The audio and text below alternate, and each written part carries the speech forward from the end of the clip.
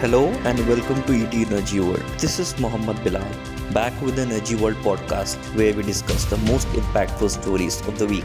The first story of today's podcast is Cabinet clearing mining reforms. Next is fuel prices touching an all-time high. And at last, we'll talk about government notifying modified schemes on ethanol production. We start with the first story, which is on mining reforms. The Union Cabinet, headed by Prime Minister Narendra Modi, has cleared the mining reforms, paving way for large private investments through auction of nearly 500 leases, doubling production in the next 4 to 5 years.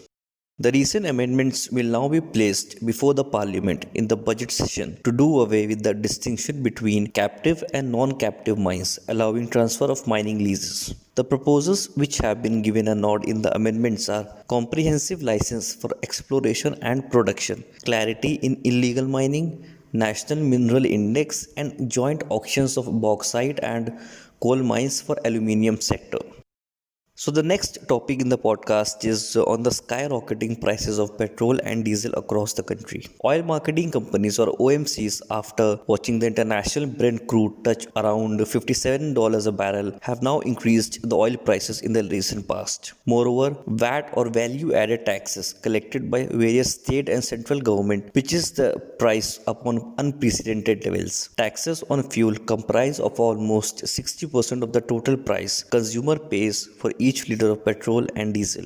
Petrol in the national capital cost rupees 84.70 paise, while diesel was sold at 74 rupees and 88 paise per liter. In Mumbai, petrol was priced at the highest rate till now at rupees 91.07 paise and diesel at 81 rupees and 60 paise. We now move on to the last topic of today's podcast, which is government notifying modified schemes on ethanol production. The government on Thursday notified a modified scheme to provide financial assistance to distilleries producing first generation ethanol from feedstocks, including cereals. The assistance will be given for capacity expansion, setting up of new ethanol distilleries, or converting molasses based distilleries to dual feedstock.